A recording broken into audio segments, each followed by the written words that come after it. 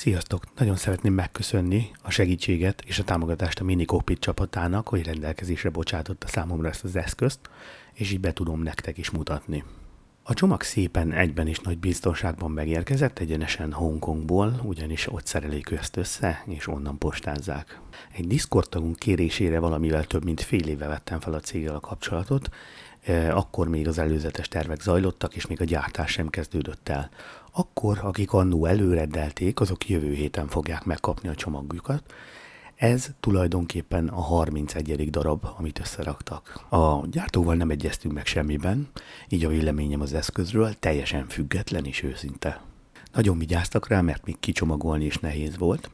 Mire végeztem a 2-3 réteg fóliával, egy egész jó kis dizájnos dobozka bukkant elő a csomagból. Nagyon vártam már, hogy kinyissam, hiszen a gyártó többször említette, hogy mennyire odafigyel a részletekre, és milyen minőségi anyagokat fog majd használni. A doboz elején a hagyd abba a gépeddel való repülést egérrel. Egy ilyen hangzatos kis szlogen található. A doboz megfordítva, a doboz hátulján az összeszerelés és a tervezés helyét találhatjuk.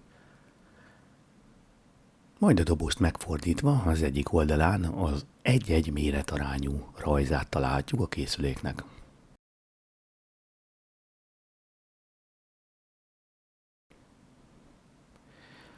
A dobozt tovább forgatva a cég jövőbeni terveit láthatjuk, ez a Mini EFIS és a Mini ECAM.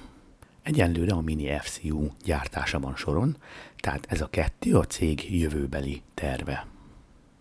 Miután a dobozt így tüzetesen megnéztük, nyissuk is fel, és nézzük meg, hogy mi található a dobozban. A dobozban nem sok felesleges dolgot pakoltak, tulajdonképpen van benne egy micro USB kábel, ami véleményem szerint egy picit rövid, ez körülbelül fél méter hosszú.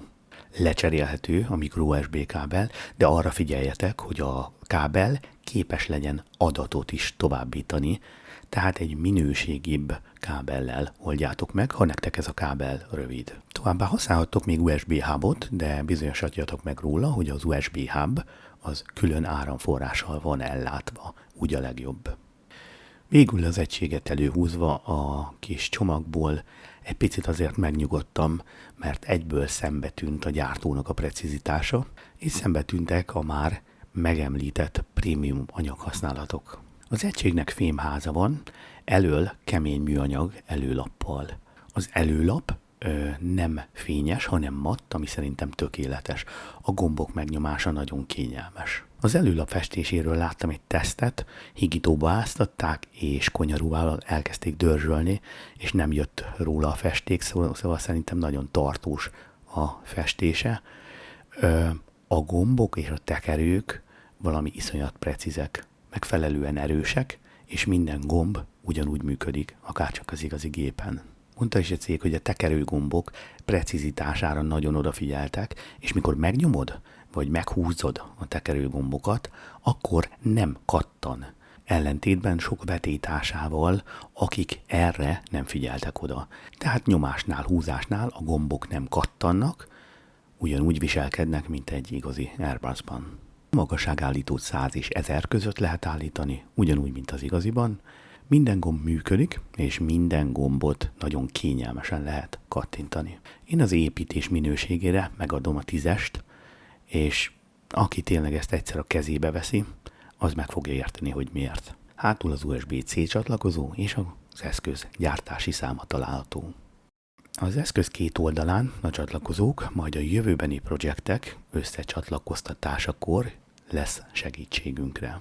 Az elején azt gondoltam, hogy ezek a tapadó korongok nem lesznek elegek arra, hogy megfogassam az asztallal, mert nekem ilyen homogén, matt fényezésű asztalon van, és azt gondoltam, hogy el fog majd mozdulni.